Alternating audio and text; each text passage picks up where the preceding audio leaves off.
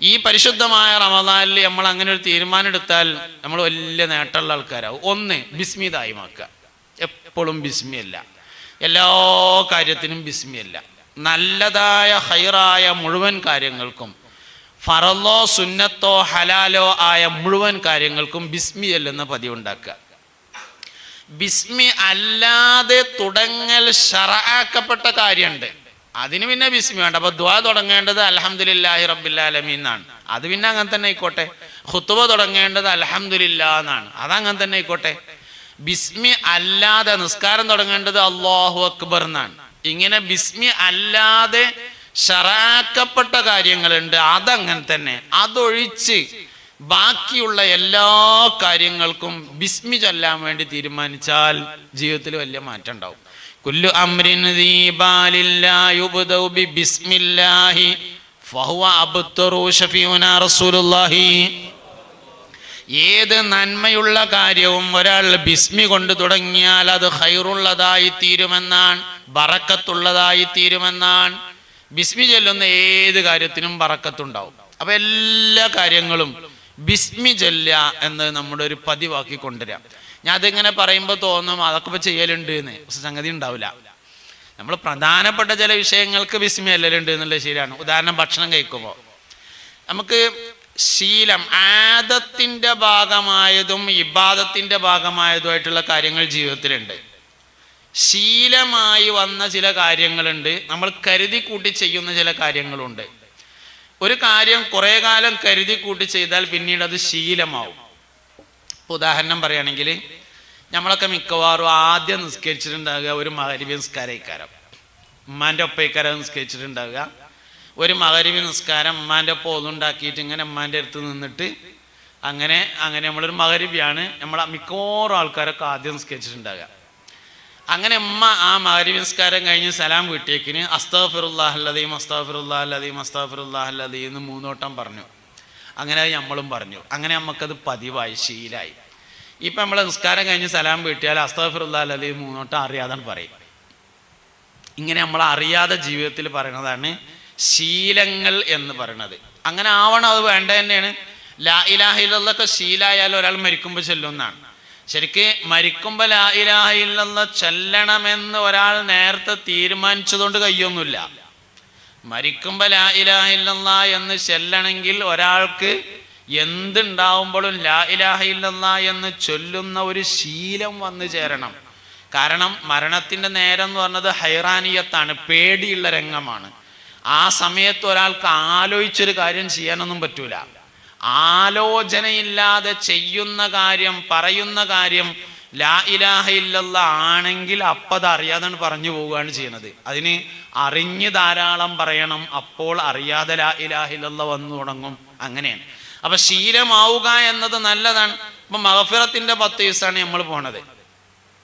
പടച്ചോനെ എനിക്ക് പുറത്തു തരണേ അല്ലാഹ് എന്ന് മനസ്സറിഞ്ഞ് പറയേണ്ടതാണ്. പക്ഷേ നിസ്കാരം കഴിഞ്ഞ് സലാം വീട്ടിട്ടുള്ള 3 അസ്തഗ്ഫിറുല്ലാഹ് മനസ്സറിഞ്ഞിട്ടല്ലേ നമ്മൾ പലപ്പോഴും പറയാം. അതിങ്ങനെ ചിലപ്പോൾ നമ്മൾ തന്നെ അറിഞ്ഞിട്ടുണ്ടാവില്ല അത് പറഞ്ഞത്. അങ്ങനെ ഉണ്ട് ഉമ്മാൻ്റെ ഒപ്പം അന്ന് പറഞ്ഞത്, അങ്ങനെ നമ്മളങ്ങനെ പറഞ്ഞു പോകുന്നു എന്ന ആദത്തിന്റെ ഭാഗമായി വരേണ്ടതാണ്. പക്ഷെ അത് മാത്രം പോരാ, നമ്മുടെ ഇബാദത്തിന്റെ ഭാഗമായിട്ട് വരണമെങ്കിൽ ചില ശ്രദ്ധകൾ അനിവാര്യം ഉണ്ടായാൽ മാത്രം, നമ്മുടെ കൂടെ ഉണ്ടായാൽ മാത്രമാണ് വരിക. അപ്പൊ അതിലൊന്ന് ബിസ്മി ദായിമാക്കുക എന്നതാണ്. എല്ലാ കാര്യങ്ങൾക്കും ബിസ്മി അല്ല. ബിസ്മി ചുരുക്കിയിട്ടും ചെല്ലാൻ പറ്റും, നീട്ടിയിട്ടും ചെല്ലാൻ പറ്റും. ബിസ്മി നീട്ടി ചെല്ലുകയാണെങ്കിൽ ബിസ്മില്ലാഹിർ റഹ്മാനിർ റഹീം എന്ന് മുഴുവൻ ചെല്ലാം. ചുരുക്കി ചെല്ലുമ്പോൾ ബിസ്മില്ലാ എന്ന് മാത്രം ചെല്ലാം. ഹദീസിൽ ചുരുക്കി ചൊല്ലിയിട്ടുണ്ട് എന്നാണ് മനസ്സിലാകുന്നത്. കുല്ലു അംരിൻ ദീ ബാലിൻ ലാ യുബ്ദഉ ബിസ്മില്ലാഹി ഫഹുവ അബ്തറു.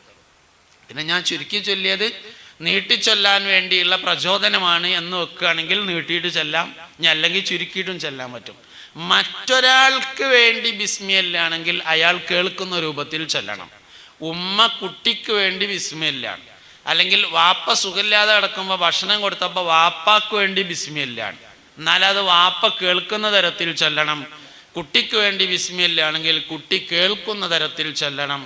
മറ്റൊരാൾക്ക് വേണ്ടി ചൊല്ലുമ്പോൾ അയാൾ കേൾക്കുന്ന തരത്തിൽ ചൊല്ലണം. അപ്പൊ ഞാൻ പറയുന്ന ഒന്നാമത്തെ കാര്യം ബിസ്മി ദായിമാക്കുക. എല്ലാ കാര്യങ്ങൾക്കും ബിസ്മി ചൊല്ലുന്ന ഒരു ശീലം നമ്മൾ ജീവിതത്തിൽ കൊണ്ടുവരണം. രണ്ടാമത്തെ കാര്യം, പ്രധാനപ്പെട്ട എല്ലാ വിഷയങ്ങൾക്കും വുളു ചെയ്യുക, വുളു ഉണ്ടാക്കുക. എല്ലാ പ്രധാനപ്പെട്ട വിഷയത്തിനും. പ്രധാനപ്പെട്ട വിഷയം എന്ന് പറഞ്ഞാൽ നമ്മൾ കരുതി ചെയ്യുന്ന എല്ലാ വിഷയങ്ങളും, അത് ദുന്യവിയായ കാര്യമാണെങ്കിലും ഉഹ്റവിയായ, ഇപ്പോൾ വയലു അറിയാം, വുളുവോടുകൂടെ വയലു അറിയാം. അങ്ങനെ ഓരോ കാര്യവും, കച്ചവടത്തിന് പോകുകയാണ് വുളുവോടുകൂടെ പോവുക, കല്യാണ നിശ്ചയത്തിന് പോകുകയാണ് വുളുവോടുകൂടെ പോവുക, നിക്കാഹിന് പോകുകയാണ് വുളുവോടുകൂടെ പോവുക. നിക്കാഹിന് പുതിയാപ്പിളാര് ഇറങ്ങുമ്പോൾ ഒതൊക്കെ ഉണ്ടാക്കി ഇറങ്ങുകയൊക്കെ ചെയ്യും. കഴിഞ്ഞിട്ട് അങ്ങോട്ടന്നെ കാര്യം കണ്ട് ഒതു മുറിച്ചുകൊണ്ട് വരും. അങ്ങനെ കുഴപ്പമൊന്നുമില്ല, പിന്നെ ഒരു ഒന്നും കൂടി ഉണ്ടാക്കിയിട്ട് വന്നാൽ മതി എന്ന് മാത്രം. അപ്പൊ എല്ലാ നല്ല കാര്യങ്ങൾക്കും, ദുന്യവിയാവട്ടെ ഉഹ്റവിയാവട്ടെ, എല്ലാ നല്ല കാര്യങ്ങൾക്കും ബിസ്മില്ല. ഓട്ടോറിക്ഷയിട്ട് അങ്ങാടിയിൽ ഓടുന്ന ആളാണ്, രാവിലെ ഓട്ടോറിക്ഷ എടുത്തുങ്ങാണ്ട് ഇറങ്ങുമ്പോൾ ഒരു ബിസ്മിയാണ്ട് കണ്ടിറങ്ങാം. അങ്ങനെ ഞാൻ എണ്ണി പറയണത് എന്തിനാ വെച്ചാൽ, എന്നാലേ നമുക്ക് എവിടെയെങ്കിലും ഒരു കുളത്ത് കിട്ടുള്ളൂ. ഇന്നെ പറ്റിയിട്ട് തന്നെ ഇപ്പോൾ പറഞ്ഞതെന്ന് തോന്നണം, എന്നാലേ കാര്യം ഉണ്ടാവുള്ളൂ എന്നുള്ളതാണ്. മൂപ്പര് ആരെ പറ്റിയിട്ടോ പറയുന്നുണ്ടെന്ന് തോന്നിയിട്ടൊരു പ്രയോജനം ഉണ്ടാവില്ല. എനിക്ക് ഇന്നെ പറ്റിയാന്ന് തോന്നണം, നിങ്ങൾക്ക് നിങ്ങളെ പറ്റിയാന്ന് തോന്നണം, അപ്പോഴാണ് ഈ പറഞ്ഞുകൊണ്ടൊരു കാര്യം ഉണ്ടാവുക. അതുകൊണ്ടാണ് ഇപ്പോൾ രാവിലെ പീടി ഉറക്കാൻ പോവുകയാണെങ്കിൽ വുളുവോടുകൂടെ പോയിട്ട് പീടി ഉറക്കുക. അല്ലെങ്കിൽ നമ്മൾ ഒരു ഓഫീസിൽ ജോലിക്ക് പോവുകയാണ് വുളുവോടുകൂടെ പോവുക.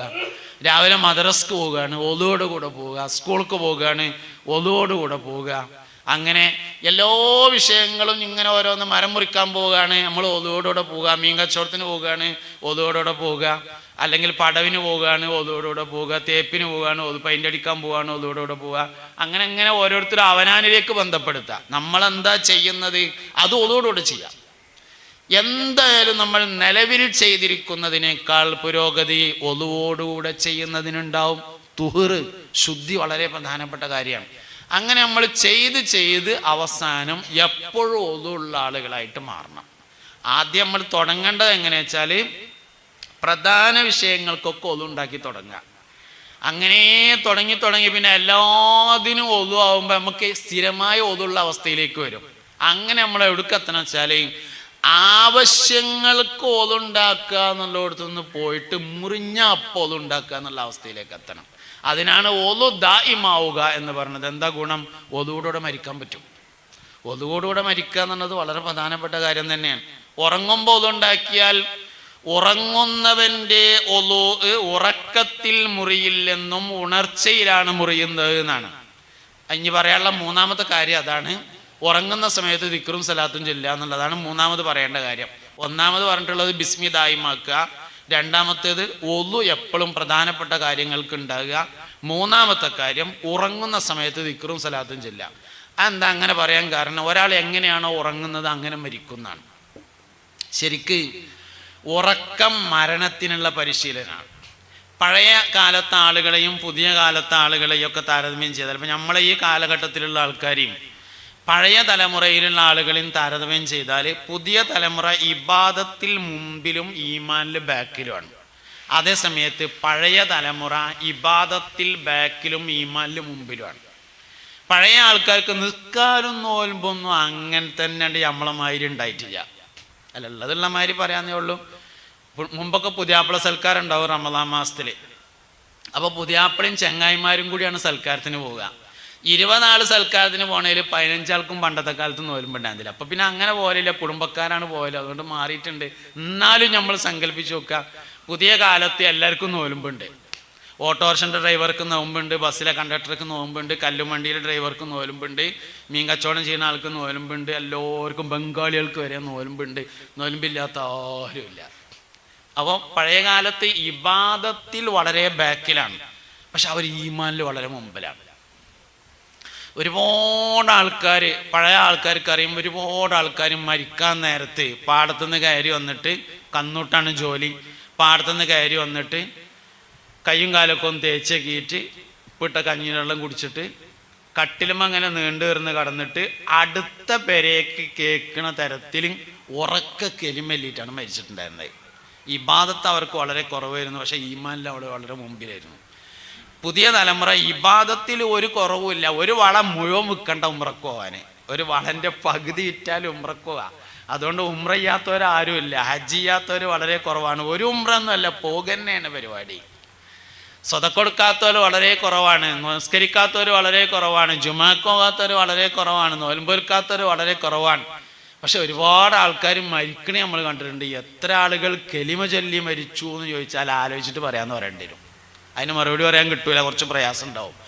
ഈമാനിലാണ് ബാക്കിലായത്, ഇബാദത്തിൽ നമ്മൾ മുമ്പിലെത്തിയിട്ടുണ്ട്. അപ്പൊ പഴയ തലമുറയെയും പുതിയ തലമുറയും താരതമ്യം ചെയ്യുമ്പോൾ ഈമാനിൽ അവർ മുൻപന്തിയിലാ നിൽക്കുന്നത് കാണാം. എന്തുകൊണ്ട്? അതിന്റെ കാരണം എന്താണെന്ന് ചോദിച്ചു കഴിഞ്ഞാൽ, ഒന്നുമില്ലെങ്കിലും വൈകുന്നേരം വന്നാൽ കയ്യും കാലൊക്കെ നല്ലോണം തേച്ചകീറ്റ് ചിലപ്പം ലോഹറും അസറും മഗ്‌രിബ് ഇശയൊക്കെ കൂടി ഒന്നിച്ച് നിസ്കരിക്കും. പഴയ ഇനിയിപ്പം നാളെ മുതൽ അങ്ങനെ ആക്കാൻ തീരുമാനിക്കാനല്ല കേട്ടോ, മുമ്പ് അങ്ങനെയായിരുന്നു എന്ന് പറഞ്ഞതാണ്. ലോഹറും അസറും മഗ്‌രിബ് ഒക്കെ കൂടി ഒന്നിച്ചാണ് നിസ്കരിച്ചിട്ട് കയ്യും കാലൊക്കെ ഒന്ന് ഉഷാറായി തേച്ചേകി ഇശാ മഗ്‌രിബിന്റെ ഇടയിൽ മരിച്ചവർക്കൊക്കെ യാസീനോ തോർന്ന് ഹദ്ദാദ് റാത്തീബൊക്കെ ചൊല്ലി ഇശാ നിസ്കരിച്ച് ഇശാ നിസ്കാരം കഴിഞ്ഞ് ഭക്ഷണമൊക്കെ കഴിച്ച് മൂത്രമൊഴിച്ച് ഒന്നും കൂടി ഒതുണ്ടാക്കി കടക്കാൻ ചെന്നാൽ ദിക്റും സലാത്തൊക്കെ ചൊല്ലിയിട്ട് വളരെ മനോഹരമായി അവർ ഉറങ്ങുമായിരുന്നു എന്നതാണ് ഈമാനോടുകൂടെ മരിച്ചതിൻ്റെ കാരണം. എങ്ങനെയാണോ ഉറങ്ങുന്നത് അങ്ങനെ മരിക്കും. കാരണം നമ്മൾ ജീവിതത്തിൽ ഏറ്റവും കൂടുതൽ പരിശീലിക്കുന്നത് ഉറങ്ങാനാണ്. 40 വയസ്സ് വരെ ജീവിച്ചാൽ 20 കൊല്ലം രാത്രിയാണ്. അതിൽ മിക്കവാറൊക്കെ നമ്മൾ ഉറങ്ങിക്കാരം. അതിൻ്റെ പുറമെ റമദാൻ മാസത്തിൽ പകലിൽ ഉറങ്ങേണ്ടത്, അല്ലാത്തപ്പോഴും പകലിൽ ഉറങ്ങേണ്ടത്. അപ്പോൾ ജീവിതത്തിൻ്റെ ഭൂരിഭാഗ സമയം നമ്മൾ ചെയ്യുന്നത് ഉറക്കാണ്. ജീവിതത്തിൽ ഏറ്റവും കൂടുതൽ ചെയ്യുന്ന എന്താണോ അത് മരിക്കുമ്പോൾ ചെയ്യുന്ന. അതുകൊണ്ട് നമ്മൾ ഏറ്റവും കൂടുതൽ പരിശീലനം നേടുന്നത് ഉറങ്ങാനാണ്. അതിനാൽ എങ്ങനെയാണോ ഉറങ്ങുന്നത് അങ്ങനെ മരിക്കും. അതുകൊണ്ട് മൂന്നാമത്തെ കാര്യം ഉറങ്ങുമ്പോൾ ദിക്റും സലാത്തും ചൊല്ലുക എന്നതാണ്. ഒതുണ്ടാക്കണം ഉറങ്ങുമ്പോൾ. ഉറങ്ങുന്നവന്റെ ഉറക്കത്തിൽ മുറിയൂല, ഉണർച്ചയിലാണ് മുറിയുന്നത്. ഒരാൾ ഉറങ്ങുമ്പോൾ ഒതുണ്ടാക്കി, ആ ഉറക്കത്തിലല്ല, എപ്പോഴാണോ ഉണരുന്നത് അപ്പോൾ മുറിയും. അപ്പം അയക്കുന്ന ഒതുണ്ടാക്കണം. നമ്മൾ മയ്യത്തിന് ഒതുണ്ടാക്കി കൊടുക്കും. മയ്യത്ത് കുളിപ്പിക്കുമ്പോൾ ഒതുണ്ടാക്കി കൊടുത്താൽ മയ്യത്തിൽ നിന്ന് മലമോ മൂത്രമോ എന്തേലും വരികയോ ആവറത്ത് തൊടുകയോ എന്തേലും ചെയ്താൽ രണ്ടാമത് ഒതുണ്ടാക്കി കൊടുക്കണ്ട. കാരണം മയ്യത്തിൻ്റെ ഒതു മുറിയില്ല. എന്താ കാരണം? മയ്യത്ത് ഉണരുന്നില്ല എന്നുള്ളതാണ്. ഒരാൾ ഉറങ്ങി, ആ ഉറങ്ങുമ്പോൾ അയാൾക്ക് ഒതുണ്ട്. ഉറക്കത്തിൽ അയാൾക്ക് കീഴ്വായു പോയി, അതുകൊണ്ട് ഒതു മുറിഞ്ഞിട്ടില്ല. കീഴ്വായു പോയിട്ടില്ല, എന്നാലും ഉണരുമ്പോൾ മുറിയും ചെയ്യും. അപ്പോൾ ഉറങ്ങുന്നവന്റെ ഒതു ഉറക്കത്തിലല്ല മുറിയുന്നത്, ഉണർച്ചയിലാണ്. അതുകൊണ്ട് ഉറങ്ങുമ്പോൾ ഒതുണ്ടാക്കിയാൽ ആ ഉറക്കം കഴിയുന്നത് വരെയും അയാൾ ഒളുവിലായിരിക്കും. ആ ഉറക്കത്തിൽ മരണപ്പെട്ടാൽ അയാൾ ഒളുവോടുകൂടെയായിരിക്കും മരിക്കുന്നത്. അതുകൊണ്ട് ഒളുവിനെ ജീവിതത്തിൽ കൊണ്ട് നടക്കുക എന്നുള്ളതാണ് മൂന്നാമത്തെ കാര്യം. നാലാമത്തെ കാര്യം ദിക്റും സ്വലാത്തും കിടക്കുമ്പോൾ ചൊല്ലുക എന്നതാണ്. ഇതുപോലെ ഉറങ്ങുന്നവന്റെ ദിക്ർ ഉറക്കത്തിൽ മുറിയൂല എന്നും ഉണർച്ചയിലാണ് മുറിയുന്നത് എന്നുമാണ്. ഒരാളിങ്ങനെ ഉറങ്ങാൻ കടന്നു, ദിക്ർ ചൊല്ലി അല്ലെങ്കിൽ സ്വലാത്ത് ചൊല്ലിയിട്ട് ഇങ്ങനെ ചൊല്ലി അങ്ങനാണ്ട് ഉറങ്ങി. ആ ഉറക്കത്തിൽ അവൻ ദാക്കിറാണ്. ആ ഉറക്കത്തിലും അവൻ ദാക്കിർ തന്നെയാണ്. അവന്റെ ദിക്ർ മുറിയുന്നത് ഉണർച്ചയിലാണ്. അതുകൊണ്ട് ഉണരുമ്പോൾ അവൻ അയക്കുന്ന ദിക്ർ ചൊല്ലണം. അൽഹംദുലില്ലാഹില്ലദീ അഹ്യാനി ബഅദമാ അമാതനി വഇലൈഹിൻ നുശൂർ എന്താണ് ഉറങ്ങുമ്പോൾ ചൊല്ലേണ്ട ദിക്ർ എന്ന് പറയുന്നത്. വളരെ ചുരുങ്ങിയ ദിക്റുകൾ. ഒരു ഫാത്തിഹ ഉറങ്ങുമ്പോൾ ചൊല്ലണം. ഒരു ഫാത്തിഹ, ഒരു ഖുൽ ഹുവല്ലാഹു അഹദ്, ഒരു ഖുൽ അഊദു ബിറബ്ബിൽ ഫലഖ്, ഒരു ഖുൽ അഊദു ബിറബ്ബിൻ നാസ് ഓതുക. അത് കയ്യിൽ ഊതുക. തല മുതൽ കാല് വരെ മൊത്തത്തിൽ കൈ എത്തുന്ന എല്ലാ സ്ഥലത്തും ഒന്ന് തടവുക. ഒന്നും കൂടിയും ഖുൽ ഹുവല്ലാഹു അഹദ്, ഖുൽ അഊദു ബിറബ്ബിൽ ഫലഖ്, ഖുൽ അഊദു ബിറബ്ബിൻ നാസ് ഓതുക. കയ്യിലൂതി തല മുതൽ കാല് വരെ തടവുക. ഒരു പ്രാവശ്യം കൂടിയും ഖുൽ ഹുവല്ലാഹു അഹദ്, ഖുൽ അഊദു ബിറബ്ബിൽ ഫലഖ്, ഖുൽ അഊദു ബിറബ്ബിൻ നാസ് തല മുതൽ കാല് വരെ തടവുക. ഒരു ആയത്തുൽ കുർസി ഓതുക. 33 സുബ്ഹാനല്ലയും 33 അൽഹംദുലില്ലയും 34 അല്ലാഹു അക്ബറും ചൊല്ലുക. ബിസ്മി ചൊല്ലിയിട്ട് കിടക്കുക. ലാ ഇലാഹ ഇല്ലല്ലാഹ് എന്ന് ചൊല്ലിയിട്ട് മൊബൈൽമ കളിക്കാതെ ഉറങ്ങുക. ഇങ്ങനെയാണ് ഉറങ്ങണ്ടേ. മൊബൈൽമ കളി കഴിഞ്ഞിട്ട് കിടന്നാൽ മതി. എത്ര നേരം കളി ഉണ്ടെങ്കിലും ആയിക്കോട്ടെ, കുഴപ്പമില്ല. ഒക്കെ കഴിഞ്ഞിട്ട് കിടന്നാൽ മതി. കിടന്നിട്ട് പിന്നെ കളിക്കണ്ട. എന്താ കാരണം? അത് കളിച്ചാണ്ടാണ് മരിച്ചേണ്ടി വരും. അതന്നെ കുഴപ്പം. എങ്ങനെയാണ് ഉറങ്ങുന്നത് അങ്ങനെ മരിക്കും. എങ്ങനെയാണ് ഒരാൾ ഉറങ്ങുന്നത്? അങ്ങനെ മരിക്കുമെന്നാണ്. മരണത്തിൻ്റെ പരിശീലനമാണ് ഉറക്കം. ഉറക്കം എന്ന് പറയുന്നത് ചെറിയ മരണമാണ്. മൗത്ത് എന്ന് പറയുന്നത്, നൗം എന്ന് പറയുന്നത് ചെറിയ മരണവും മൗത്ത് എന്ന് പറയുന്നത് വലിയ മരണവുമാണ്. ചെറിയ മരണം വലിയ മരണത്തിൻ്റെ പരിശീലനമാണ്. അതിനാൽ കിടന്നതിന് ശേഷം പിന്നെ ഫോണുമ്മ കളിക്കരുത്. കളി കഴിഞ്ഞിട്ട് കിടന്നാൽ മതി. ബിസ്മിയല്ലേറ്റ് കിടന്ന് ലാ ഇലാഹ ഇല്ലല്ലാഹ് എന്ന് ചൊല്ലിയിട്ട് ഉറങ്ങിയാൽ, ആ ഉറക്കത്തിൽ അവൻ മരണപ്പെട്ടാൽ അവൻ്റെ അവസാനത്തെ വാക്ക് ലാ ഇലാഹ ഇല്ലല്ലാഹ് ആയിരിക്കും. മൻ കാന ആഖിറു കലാമിഹി ഖൗലു ലാ ഇലാഹ ഇല്ലല്ലാഹ് ദഖലൽ ജന്ന ശഫീഉനാ റസൂലുള്ളാഹി സല്ലല്ലാഹു അലൈഹി വസല്ലം പറയും. അപ്പോൾ ഒന്നാമത്തെ കാര്യം ബിസ്മി ദായിമാക്കുക. രണ്ടാമത്തെ കാര്യം എല്ലാ പ്രധാനപ്പെട്ട വിഷയങ്ങൾക്കും ഒതുണ്ടാക്കുക. മൂന്നാമത്തെ കാര്യം ഉറങ്ങാൻ സമയത്ത് ദിക്റും സ്വലാത്തും ചൊല്ലുക. നാലാമത്തെ കാര്യം നേരത്തെ എഴുന്നേൽക്കുക. എത്ര നേരത്തെ കിടന്നാലും ഒരു കുഴപ്പമില്ല, പക്ഷെ വൈകി എഴുന്നേൽക്കുക എന്നത് നല്ല ശീലമല്ല. കുട്ടികളും ഗർഭിണികളും ആബിദീങ്ങളും, സ്വാലിഹീങ്ങളായ മനുഷ്യന്മാര്, ആബിദീങ്ങളായ മനുഷ്യന്മാര്, കുട്ടികള്, ഗർഭിണികള്, ഇങ്ങനെ 3 വിഭാഗം ആളുകൾ നേരത്തെ എഴുന്നേൽക്കുന്നവരായിരിക്കുന്നതാണ്. കുട്ടികളെ എഴുന്നേൽക്കാൻ കാരണം എന്താ വെച്ചാൽ ലോകത്തെ ഏറ്റവും വലിയ സ്വാലിഹീങ്ങൾ കുട്ടികളാണ്. ദുആക്ക് ഇജാബത്തുള്ളവരാണ്, ഒരു തെറ്റുമില്ലാത്തവരാണ്, ഹിസാബില്ലാത്തവരാണ്, അസ്ഹാബുൽ അറാഫാണ്. അവർ വളരെ പ്രധാനപ്പെട്ടവരാണ്. അതുകൊണ്ടാണ് കുട്ടികൾ, അവർ സ്വലാഹിയത്തിൻ്റെ അഹ്ലുകാരാണ്, നന്മയുടെ അഹ്ലുകാരാണ് എന്നതുകൊണ്ടാണ് കുട്ടികൾ ഉണരുന്നതിൻ്റെ കാരണം. ഗർഭിണികൾ നേരത്തെ ഉണരും. അതിൻ്റെ കാരണം പള്ളയിലുള്ള കുട്ടി തന്നെയാണ്. കുട്ടികൾക്ക് അള്ളാഹു നൽകിയിട്ടുള്ള സംരക്ഷണത്തിൻ്റെ ഭാഗമാണ് ഗർഭിണികൾ ഉണരുന്നത്. പിന്നെ ലോകത്തെ എല്ലാ സ്വാലിഹ്യങ്ങളും നേരത്തെ എഴുന്നേൽക്കും. സുബീൻ്റെ മുമ്പ് എഴുന്നേൽക്കാത്തൊരു ഔലിയപ്പാപ്പാനെ തെരഞ്ഞ കാണൂല. അങ്ങനെ ഒരു ഔലിയപ്പാപ്പ ഉണ്ടെങ്കിൽ അതൊട്ട് ഔലിയപ്പാപ്പോട്ട അല്ലേനു. സുബീൻ്റെ മുമ്പ് എഴുന്നേൽക്കാത്ത ഒരു സ്വാലിഹായ മനുഷ്യൻ ഉണ്ടായിരിക്കില്ല. അതുകൊണ്ട് രാവിലെ നേരത്തെ എഴുന്നേൽക്കുക എന്നത് ശീലമാക്കണം. അതിൻ്റെ അനുബന്ധമാണ് ഉദയത്തിന് മുമ്പ് ഉറങ്ങാതിരിക്കണം. മനുഷ്യൻ്റെ ബറക്കത്ത് നഷ്ടപ്പെടുത്തുന്ന കുറേ കാര്യങ്ങളുണ്ട്. നമുക്ക് കുറേ ഉണ്ട്, പക്ഷെ ഉള്ളതിനൊരു ബറക്കത്തും ഇല്ല. എന്താ കാരണം? മനുഷ്യൻ്റെ ബറക്കത്ത് നഷ്ടപ്പെടുത്തുന്ന പ്രധാനപ്പെട്ട ഒരു കാര്യമാണ് സുബഹി നിസ്കരിച്ചതിന് ശേഷം ഉദയത്തിന് മുമ്പ് ഉറങ്ങുക എന്നത്. ഗൾഫേർക്കൊക്കെ ഉള്ള വലിയൊരു ശീലാണത്. സുബഹികരിച്ചു കണ്ട് അങ്ങനെ തന്നെ ഉറങ്ങാം, പക്ഷെ സൂര്യൻ ഉദിച്ചതിന് ശേഷം. സൂര്യൻ ഉറക്കം ആവശ്യമുണ്ടെങ്കിൽ ഉറങ്ങണതിന് കുഴപ്പമൊന്നുമില്ല. രാത്രി ഉറക്കം വെച്ച ആൾക്കാർക്ക് പ്രഭാതത്തിൽ പുലർച്ചെ ഉറങ്ങാം, പക്ഷെ അത് സൂര്യൻ ഉദിച്ചതിന് ശേഷമായിരിക്കണം. സൂര്യൻ ഉദിക്കുന്നതിന് മുമ്പ് ഒരാൾ ഉറങ്ങുക എന്നത് ജീവിതത്തിലെ ബറക്കത്തിനെ നഷ്ടപ്പെടുത്തും. അപ്പൊ രാവിലെ എഴുന്നേൽക്കുക എന്നതിൻ്റെ അനുബന്ധമാണ് സൂര്യൻ ഉദിക്കുന്നതിന് മുമ്പ് ഉറങ്ങാതിരിക്കുക എന്നത്. എത്ര നേരത്തെ ഉറങ്ങിയാലും അത്രയും നല്ലതാണ്, ഒരു കുഴപ്പമില്ല. നമ്മൾ ചെയ്യാൻ എന്താ വെച്ചാൽ വളരെ നേരം വൈകി ഉറങ്ങിയിട്ട് നേരം വൈകി എഴുന്നേൽക്കും ചെയ്യും. ശരിക്കും നേരെ ഓപ്പോസിറ്റാണ് വേണ്ടത്. നേരത്തെ ഉറങ്ങി എത്ര നേരത്തെ എഴുന്നേറ്റാലും ഒരു കുഴപ്പമില്ല. അതുകൊണ്ട് നേരത്തെ എഴുന്നേൽക്കുന്ന ശീലം വ്യക്തിപരമായും കുടുംബപരമായും കൊണ്ടുവരണം. കുടുംബനായിട്ട് എങ്ങനെ കൊണ്ടുവരാന്ന് ചോദിച്ചു കഴിഞ്ഞാൽ, വാപ്പ അല്ലെങ്കിൽ വല്ലിപ്പ നീച്ചാൽ അപ്പ പെരത്തെ എല്ലാ ലൈറ്റും ഓണാക്കുക. അപ്പോൾ പിന്നെ കുട്ടികൾ അങ്ങനെ ഓട്ടോമാറ്റിക്കായിട്ട് നീച്ച് ശീലമായിക്കോളും. നമ്മൾ ലൈറ്റ് ഓണാക്കാം മടിച്ചാൽ അപ്പോൾ നീച്ചൽ അങ്ങനെ ബാക്കിലേക്കാവും. ആ മാസ്റ്റർ സ്വിച്ചാണ് ഇട്ടാൽ മതി, എന്നാൽ എല്ലാ ലൈറ്റാണ് കത്തിക്കോളും. അതിമ്മ പിന്നെ കുറച്ച് കറണ്ടാണ് ചിലവ്, പോയി പണിയൊക്കട്ടെ എന്നൊക്കെ. അല്ലാതെ ഇപ്പം എന്താ രാവിലെ നേരത്തെ എഴുന്നേൽക്കുന്ന ശീലം. വിളിക്കാനൊക്കെ ചിലപ്പം പറ്റിക്കോണമെന്നില്ല. മരക്കളൊക്കെ ആകുമ്പോൾ വിളിക്കലൊക്കെ ബുദ്ധിമുട്ടാവും. ലൈറ്റ് ഇട്ടാൽ ഇപ്പോൾ തല്ലാൻ വരുമൊന്നുമില്ലല്ലോ, അതുകൊണ്ട് ലൈറ്റ് ഇടന്നെ. എല്ലാം എന്താട്ട് രാവിലെ എഴുന്നേൽക്കുന്ന ശീലം വീട്ടിൽ കൊണ്ടുവരിക എന്നുള്ളത് വീട്ടിൽ ബറക്കത്തുണ്ടാവാൻ പ്രധാനപ്പെട്ട കാര്യമാണ്. അപ്പം നേരത്തെ എഴുന്നേൽക്കുക എന്നതാണ്. 5ാമത്തെ കാര്യം, നമ്മളെ കൊണ്ട് ആർക്കും ഒരു ബുദ്ധിമുട്ടും ഇല്ലാതെ നോക്കുക എന്നുള്ളതാണ്. ലോകത്ത് ആരെക്കൊണ്ടും ആർക്കും ഒരു ബുദ്ധിമുട്ടുണ്ടാകരുത് എന്ന് കരുതിയാലൊന്നും നടക്കൂല. അത് നമ്മൾ കരുതിയിട്ട് കാര്യമില്ലല്ലോ. നമ്മളെ കൊണ്ടൊരു മനുഷ്യന് ഒരു ബുദ്ധിമുട്ടും ഇല്ലാതിരിക്കുക എന്നതാണ്. വാക്കാലോ പ്രവർത്തിയാലോ നമ്മളെ കൊണ്ട് ആർക്കും ഒരു ബുദ്ധിമുട്ടും ഇല്ലാതിരിക്കുക. നമ്മളെ കൊണ്ടൊരാൾക്ക് ബുദ്ധിമുട്ടുണ്ടാകുക എപ്പോഴാണ്? ഒന്ന് ദേഷ്യം വന്നാലാണ്.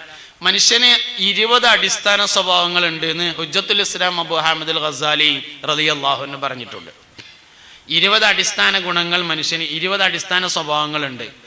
ആ 20 കാര്യങ്ങളും നല്ല നിലയിലും ഉപയോഗിക്കാൻ പറ്റും, ചീത്ത നിലയിൽ ഉപയോഗിക്കാൻ പറ്റും എന്നാണ്. പക്ഷെ നല്ല നിലയിൽ ഉപയോഗിക്കണം. അതിൽപ്പെട്ടതാണ് ദേഷ്യം. ദേഷ്യം ആവശ്യമായി വരുന്ന അപൂർവമായ ചില സന്ദർഭങ്ങളുണ്ട്. അതിനാണ് വൽ ബുഗ്ളു ഫില്ല, അള്ളാഹുവിൻ്റെ മാർഗത്തിൽ ദേഷ്യപ്പെടുക എന്ന് പറഞ്ഞത്. ഉദാഹരണമായിട്ടൊരു യുദ്ധം നടക്കാന്ന് വിചാരിക്കുക.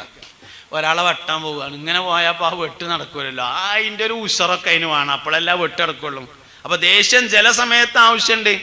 അതിനാണ് അള്ളാഹുവിൻ്റെ മാർഗത്തിൽ ഇഷ്ടപ്പെടുക, അള്ളാഹുവിൻ്റെ മാർഗത്തിൽ ദേഷ്യപ്പെടുക എന്ന് പറഞ്ഞിട്ടുള്ളത്. പക്ഷെ പലപ്പോഴും നമ്മുടെ ദേഷ്യം അള്ളാഹുവിൻ്റെ മാർഗത്തിലല്ല, ദേഷ്യപ്പെട്ടിട്ട് പിന്നെ അള്ളാഹിൻ്റെ മാർഗത്തിലാണെന്ന് വരുത്തി തീർക്കുകയാണ് ചെയ്യുന്നത്. അതുകൊണ്ട് കാര്യമില്ല, ആദ്യം തന്നെ അങ്ങനെ ആയിരിക്കണം.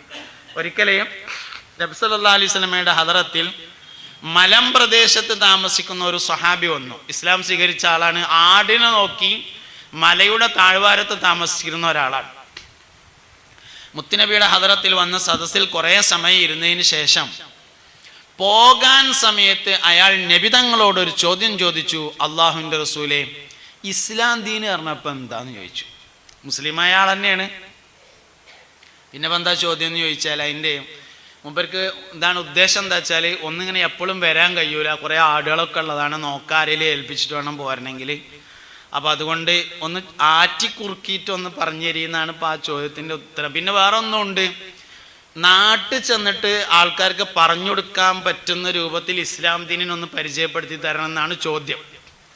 നബി സല്ലല്ലാഹു അലൈഹി വസല്ലം തങ്ങൾ അതിന് മറുപടി പറഞ്ഞു, അദ്ദീനു ഹുസ്നുൽ ഖുലുഖ്, ഇസ്ലാം ദീന് പറഞ്ഞാൽ സൽസ്വഭാവമാണ് എന്ന് പറഞ്ഞു. മൂപ്പര് വിചാരിച്ചൊരു മറുപടി അതിന് കിട്ടിയിട്ടില്ല. മൂപ്പര് വിചാരിച്ച മറുപടി എന്ന് പറഞ്ഞാൽ ഇപ്പം നാട്ടിൽ പോയിട്ട് ഒരു 10 മിനിറ്റെങ്കിലും പറയാൻ മാത്രം വേണ്ടേ ആൾക്കാരോട് ഇസ്ലാം ദീൻ പറഞ്ഞു കൊടുക്കുമ്പോൾ. ഇസ്ലാം ദീൻ പറഞ്ഞാൽ ബിസ്മില്ലാഹിർ റഹ്മാനിർ റഹീം അൽഹംദുലില്ലാഹി റബ്ബിൽ ആലമീൻ അല്ലാഹുമ്മ സ്വല്ലി അലാ സയ്യിദിനാ മുഹമ്മദ് അമ്മാ ബഅദ് അദ്ദീനു ഹുസ്നുൽ ഖുലുഖി വആഖിറു ദഅവാനാ അൽഹംദുലില്ലാഹി റബ്ബിൽ ആലമീൻ എന്ന് പറഞ്ഞാൽ ഇപ്പോൾ ഒരു വർത്താനാവില്ലല്ലോ ഇപ്പോൾ അത്. അപ്പോൾ അതുകൊണ്ട് മൂപ്പർക്ക് ആവശ്യമായ സംഗതി കിട്ടിയില്ല. അപ്പോൾ അതുകൊണ്ട് അവിടെ തന്നെ ഇരുന്നു കുറേ സമയം. കുറേ കഴിഞ്ഞിട്ട് നബി തങ്ങളത് മറന്നിട്ടുണ്ടാവും എന്ന് കരുതിയിട്ട് പിന്നെ നീച്ചിട്ട് ചോദിച്ചു, മദ്ദീനു യാ റസൂലല്ലാ, അള്ളാഹുവിൻ്റെ റസൂലേ, ഇസ്ലാം ദീൻ എന്നാൽ എന്താണെന്ന് ചോദിച്ചു. മുത്തുനബി സല്ലല്ലാഹു അലൈഹി വസല്ലം പിന്നെ അങ്ങനെ മറക്കണ ആളൊന്നുമല്ലല്ലോ. അപ്പോൾ അതുകൊണ്ട് പഴയ മറുപടി തന്നെ പറഞ്ഞു, അദ്ദീനു ഹുസ്നുൽ ഖുലുഖ്, ദീൻ എന്നാൽ സൽസ്വഭാവമാണ് എന്ന് പറഞ്ഞപ്പോൾ അയാൾ അവിടെ തന്നെ ഇരുന്നു. കുറേ സമയം കഴിഞ്ഞ് മൂന്നാമതും ആവർത്തിച്ചു, മദ്ദീനു യാ റസൂലല്ലാ, അള്ളാഹുവിൻ്റെ റസൂലേ, ഇസ്ലാം ദീൻ എന്നാൽ എന്താണെന്ന് ചോദിച്ചു. മൂന്നാമതും പുന്നാര നബി സല്ലല്ലാഹു അലൈഹി വസല്ലം തങ്ങൾ പറഞ്ഞു, അദ്ദീനു ഹുസ്നുൽ ഖുലുഖി, ദീൻ എന്നാൽ സൽസ്വഭാവമാണ് എന്ന് പറഞ്ഞു. അപ്പം ഞങ്ങൾക്ക് ഇതിൻ്റെ അപ്പുറത്തേക്ക് ഇനി ഒന്നും കിട്ടൂല എന്ന് ഉറപ്പായി. ഇന്നിപ്പോൾ ഇതേ കിട്ടുള്ളൂ, ഇനി എത്ര ചോദിച്ചാലും ഇന്ന് ഇതേ കിട്ടുള്ളൂ എന്ന് ഉറപ്പായപ്പോൾ അയാൾ പോകാൻ വേണ്ടി ഒരുങ്ങി. പോകാണ് എന്ന് കണ്ടപ്പോൾ മുത്തുനബി ഇങ്ങോട്ട് തന്നെ വിളിച്ചു സല്ലല്ലാഹു അലൈഹി വസല്ലം, ഇവിടെ വാജു പോവുക. വമാ ഹുസ്നുൽ ഖുലുഖി, സൽസ്വഭാവം എന്നാൽ എന്താണെന്ന് നിനക്ക് മനസ്സിലായോ എന്ന് ചോദിച്ചു. ഇസ്ലാം ദീന് പറഞ്ഞാൽ സൽസ്വഭാവമാണ്. സൽസ്വഭാവം എന്ന് പറഞ്ഞാൽ എന്താണോ എന്ന് മനസ്സിലായോ എന്ന് ചോദിച്ചപ്പോൾ പറഞ്ഞു, അല്ലാഹു റസൂലു ആലം, അള്ളാഹുവിനും അവൻ്റെ റസൂലിനും അറിയാം എന്ന് പറഞ്ഞു, ലാ തഗ്ലബ് അഹദ, നിനക്ക് ആരോടും ദേഷ്യം വരാതിരിക്കുന്നതിൻ്റെ പേരാണ് സൽസ്വഭാവം. നമ്മളെ നാടൻ മലയാളത്തിൽ പറഞ്ഞാൽ അനക്ക് ഈറ പിടിച്ചാതിരിക്കണതിനാണ് സൽസ്വഭാവം എന്ന് പറഞ്ഞത്. നമ്മളെ പറ്റി ഒന്ന് ആലോചിക്കാം. സ്വാഭാവികമായിട്ടും അവസാനത്തെ പത്തേക്ക് കിടന്നാൽ ഈറ കൂടും, അങ്ങനെയാണ്. അവസാനത്തെ പത്തേക്ക് റമദാൻ പകുതി കഴിഞ്ഞ് അവസാനത്തേക്ക് വെച്ചാൽ പിന്നെ ദേഷ്യം ഇങ്ങനെ കൂടി വരിക. പിന്നെ കണ്ടതിനൊക്കെ ദേഷ്യം. ഫാൻ ഇട്ടാലും പറ്റൂല, ഫാൻ ഇട്ടില്ലെങ്കിൽ പറ്റൂല, എ സി ഇട്ടാൽ പറ്റൂല, എ സി ഇട്ടില്ലെങ്കിൽ പറ്റൂല, ചായയിൽ ചൂടേറിയാൽ പറ്റൂല, ചൂട് കുറഞ്ഞാൽ പറ്റൂല, കറിയിൽ ഇപ്പം ഏറിയാൽ പറ്റൂല. ഇങ്ങനെ എല്ലാവരും അവനെ പറ്റി ആലോചിക്കുക. നമുക്ക് ഈറ പിടിച്ചിട്ടുണ്ടോ? നമ്മൾ സൽസ്വഭാവിയല്ല. അല്ല, നമുക്ക് ഈറ വരുന്നില്ല, എന്നാലും നമ്മൾ സൽസ്വഭാവിയാണ്. അവനാനെ പറ്റി ആലോചിക്കാനുള്ളതാണ്. അല്ലാതെ ഇത് പറയുമ്പോഴുള്ളൊരു പ്രശ്നം എന്താ വെച്ചാൽ, അപ്പോൾ പിന്നെ മൂപ്പരൊന്നും സൽസ്വഭാവം മൂപ്പരിലേക്കാണ് ആലോചിക്കുക, അവനിലേക്ക് നമ്മൾ ആലോചിക്കൂല എന്നുള്ളതാണ്. നമ്മൾ മറ്റൊരാളെ പറ്റി ആലോചിച്ചിട്ടൊരു പ്രയോജനമില്ല. നമ്മളെ പറ്റി ആലോചിക്കാം. ഞമ്മക്ക് ഈറ വരുന്നുണ്ടോ? നമ്മൾ സൽസ്വഭാവിയല്ല. ഞമ്മക്ക് ഈറ വരുന്നില്ലേ? നമ്മൾ സൽസ്വഭാവിയാണ്. അതാണ് ലാ തഗ്ലബ് അഹദ, നിനക്കാരോടും. അപ്പൊ നമ്മളെ കൊണ്ട് മറ്റൊരാൾക്ക് ബുദ്ധിമുട്ടുണ്ടാകുന്നത് നമുക്ക് ദേഷ്യം വന്നാലാണ്. എന്നെ ആർക്കും ദേഷ്യം പിടിപ്പിക്കാൻ കഴിയില്ലെന്ന് ഞാൻ തീരുമാനിച്ചാൽ എന്നെ ആർക്കും ദേഷ്യം പിടിപ്പിക്കാൻ കഴിയില്ല. പിന്നെ എന്തുകൊണ്ടാണ് കഴിയണത്?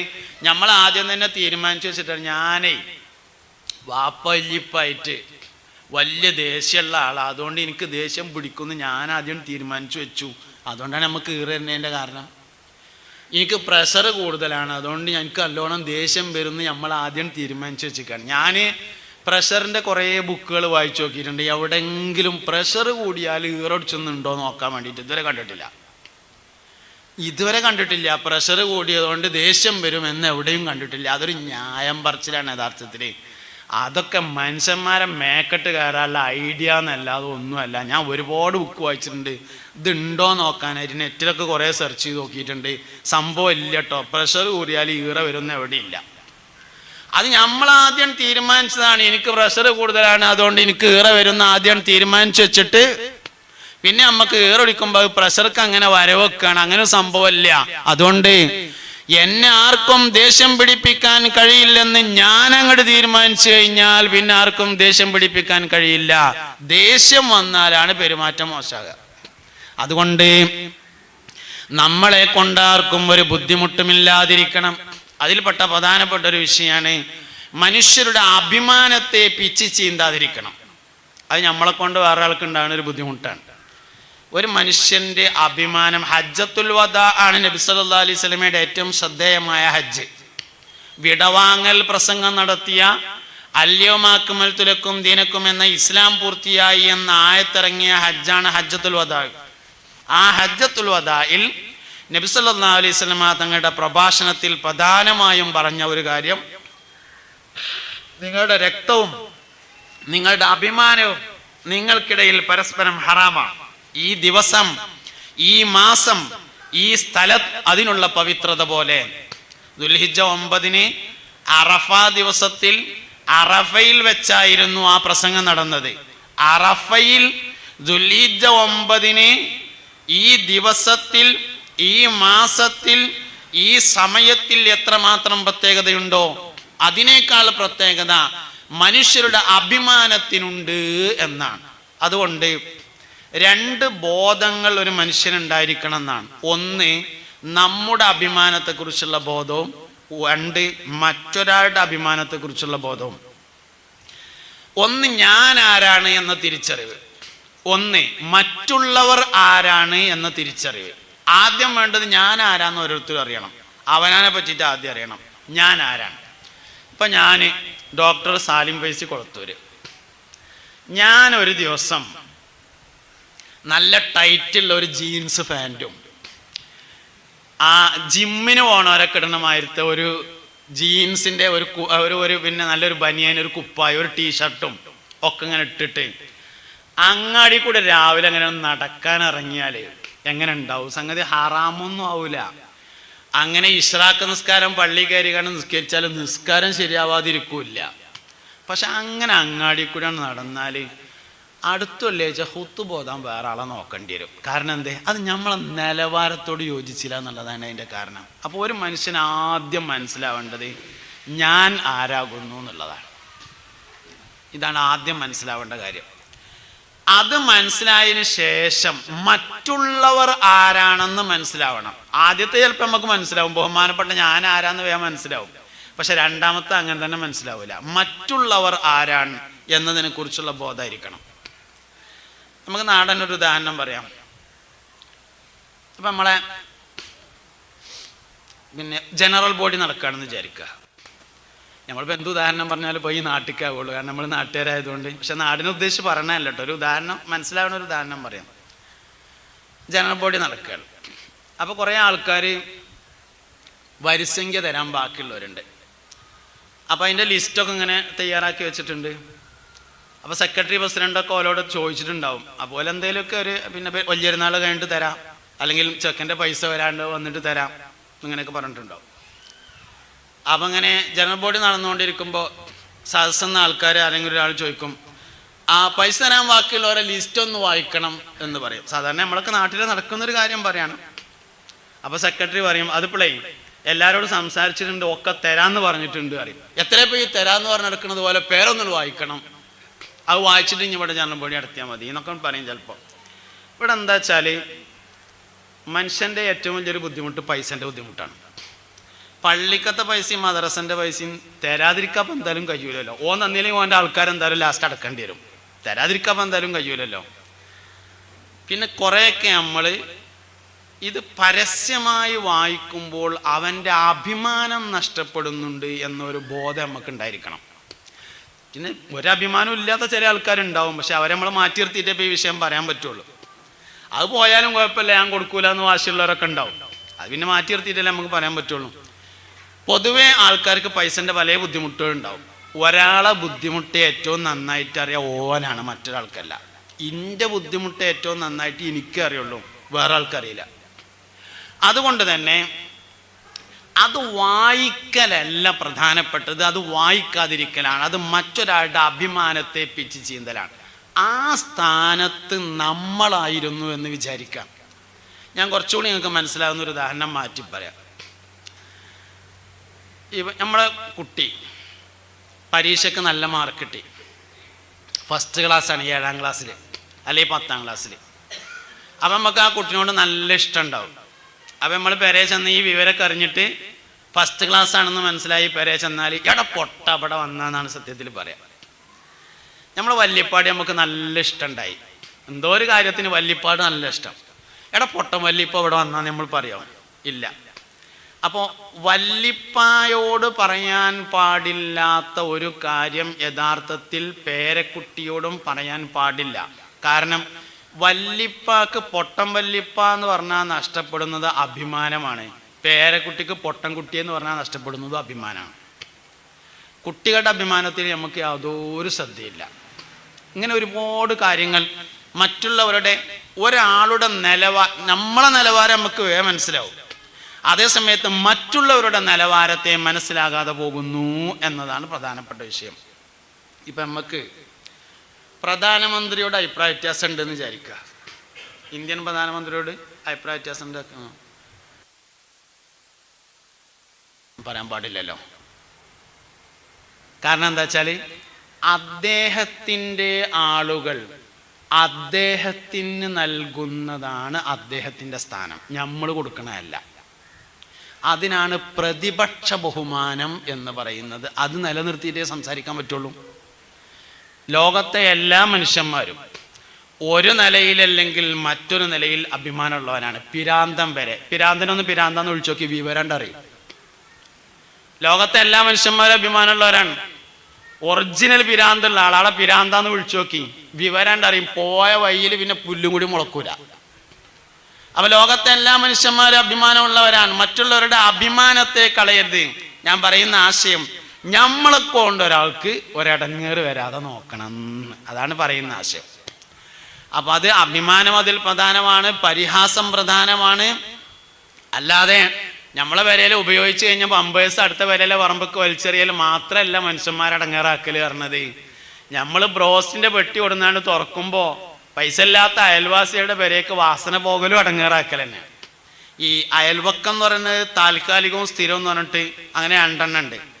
സ്ഥിരമായ അയൽവക്കുണ്ട്, നമ്മൾ സ്ഥിരതാമസമാക്കിയ വീടിന്റെ പരിസരത്തുള്ള ആൾ സ്ഥിരമായ അയൽവാസിയാണ്. താൽക്കാലികമായി ഗൾഫ് പോയിട്ട് ഒരാൾ താമസിക്കുകയാണ്, നമ്മളെ റൂമിന്റെ അടുത്തുള്ള റൂമിൽ താമസിക്കുന്ന ആള് താൽക്കാലികമായ അയൽവാസിയാണ്. നമ്മൾ പലപ്പോഴും ഓഡിറ്റോറിയത്തിന്റെ അടുത്തുള്ള പേരിൽ കല്യാണം പറയലില്ല. കല്യാണം ഓഡിറ്റോറിയത്തിൽ നടത്തും. ഓഡിറ്റോറിയത്തിന്റെ അടുത്തുള്ള വീട് നമ്മളെ താൽക്കാലികമായ അയൽവാസിയാണ്.